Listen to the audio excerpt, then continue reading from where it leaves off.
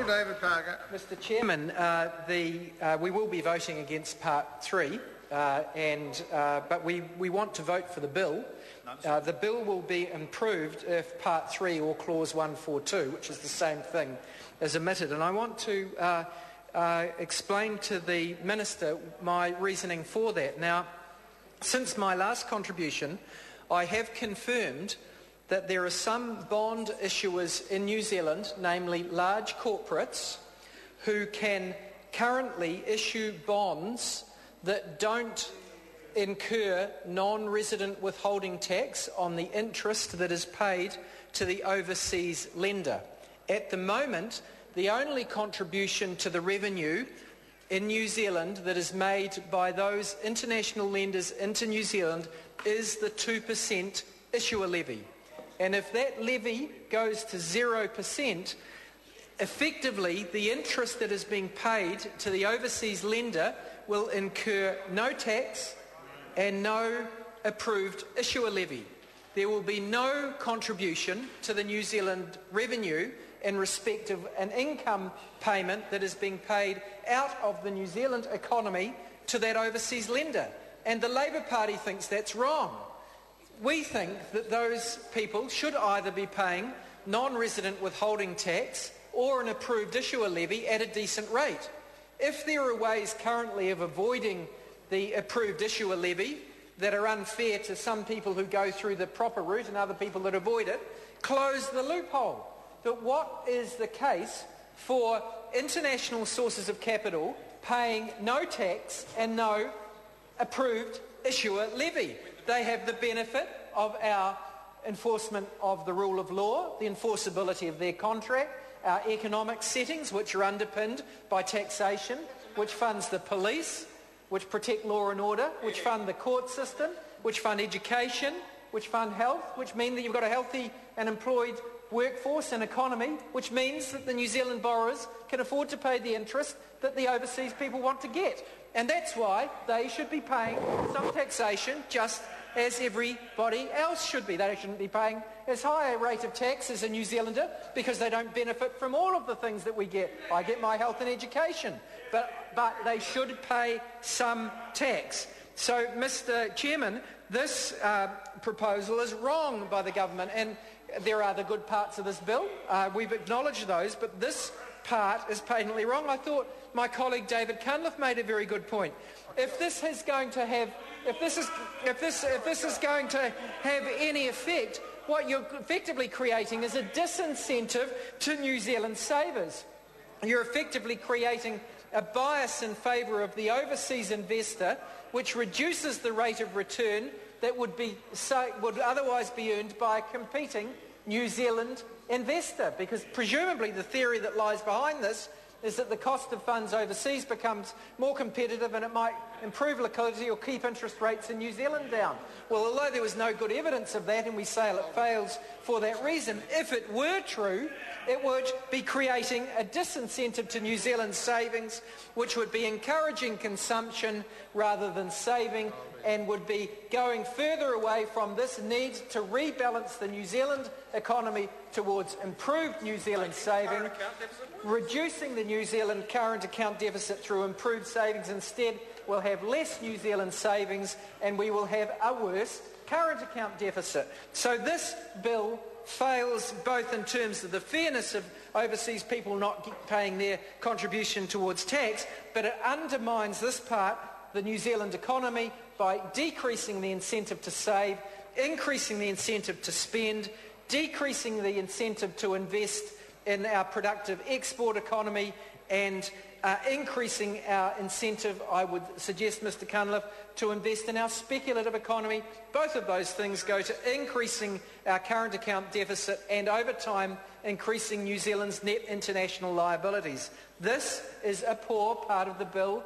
That is why, despite the fact that it is a small part of the bill that will not cause us to vote against the whole of the bill, it is why we have submitted a supplementary order paper which deletes this particular clause 142, which is of that effect. And, Mr Chairman, I would ask for the support of other parties in this House to vote in favour of my supplementary order paper to delete clause 142 from the bill. I've had time to consider the member's SOP, and I'm bound by Standing Orders 325, which says that an amendment which may have an impact on the government's fiscal aggregates or to move vote change needs 24 hours notice, and the member has failed to observe the 24-hour the member should not engage in dialogue with me while I'm giving a ruling, but I do. Can I just say to members, not hearing the member, that Standing Orders does not define the impact. It just says has a fiscal impact. Now, for members who have come into the House since leave was sought, the leave was sought for the debate to be taken as one and for the vote to be as one. Now, if the members want to vote against Clause 3, they will have to seek leave that Part 3 or Section 142, right? So I'm just trying to assist the House here, which would have the same impact as the members. Right, so I'm going to put the questions now. Oh, point of order, Honourable David Parker. Point of order. I would seek leave of the House that the vote in the committee stage be on Part 3 be taken as a separate question. Leave is sought for that purpose. Is there anyone opposed to that course of action? There appears not. Leave is granted. So I will put the questions in. The first question is that the Minister's amendment set out on SOP number 5 be agreed to. All right, well, before I do that... No, do I do that before that? I'll put the Minister's... Right. Righto, sorry. It's early in the year. Right, so the question is that parts 1 and 2 and clauses 1 and 2 stand part. I will come to Part 3 in a minute. So the question is that parts 1 and 2 and clauses 1 and 2 stand part. Those of that opinion will say aye. Contrary, no. The ayes have it. The question now is... Well, that's what I was doing before you...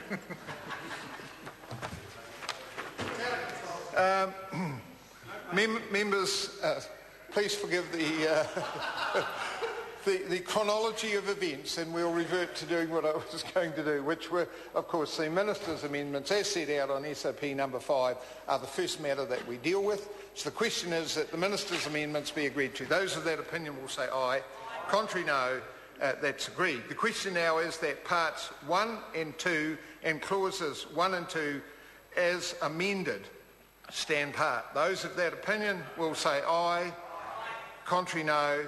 The ayes have it. The question now is that I don't think the SOP applies to Part 3. It doesn't. So the question is that Part 3 stand part. Those of that opinion will say aye. Those opposed will say no. The ayes have it. A party vote. The clerk will conduct a party vote. New Zealand National. 59 in favour. New Zealand Labour. 34 votes opposed. Green Party. 11 votes opposed. New Zealand First.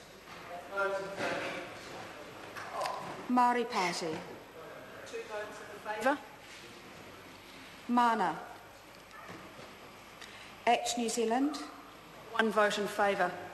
United Future. 1 vote in favour. Any other vote?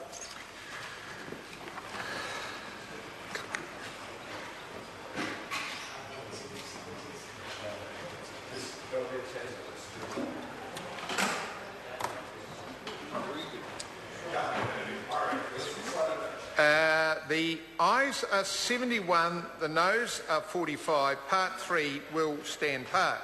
I will report this bill with amendment presently.